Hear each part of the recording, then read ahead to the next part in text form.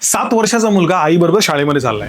बस स्टॉपवरती आई त्याला सोडायला चालली आहे. आता आई काय करते माहिती का? मुलाची बॅग आहे ना आपल्या खांद्यावरती घेते. पण काय त्या आईनी जेव्हा ती शाळेमध्ये जात होती, तेव्हा तिच्या आई-वडिलांनी अशीच बॅग तिच्याकरता कॅरी केली होती.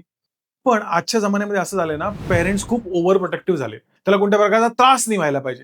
पण याचा प्रॉब्लेम काय होतो माहिती का?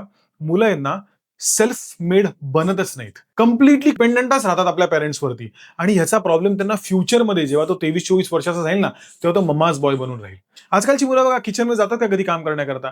आता आम्ही होतो चहा बनवायचो, मॅगी बनवायचो, पोळी पण मला करता येते, पुरी पण मला तळता येते. गोष्टी करता यायच्या घरातल्या. आजच्या मुलाला तुम्ही विचारा त्याला काही करता येतं का? ह्याच्याकरता जिम्मेदार आहे ना पेरेंट्स आहेत. ती आई आहे, ते वडील आहेत. ते केअर करतात. गॅसपाशी गेला, चटका बसेल बाबा माझ्या मुलाला, असं नाही करता येणार. त्यामुळे मुलांना काही काम करूच देत नाहीत आणि मुलं मोबाईलवरतीच फक्त बसून राहतात. जर तुम्हाला तुमच्या मुलांना फ्युचरमध्ये काही घडवायचं असेल ना, त्यांना घरातली छोटी-छोटी कामं ही करायला द्या. त्यांना घर साफ करायला लावा, गॅसमध्ये चहा बनवायला लावा, त्यांना झाडू कचरा काढायला लावा. त्यांना सेन्स ऑफ रिस्पॉन्सिबिलिटी येईल, की फ्युचरमध्ये आपण कसं वागायला पाहिजे, काय करायला पाहिजे. एकदा करून बघा, या गोष्टीचा विचार करा. बघा तुमच्या मुलाची किती मोठी प्रगती होईल.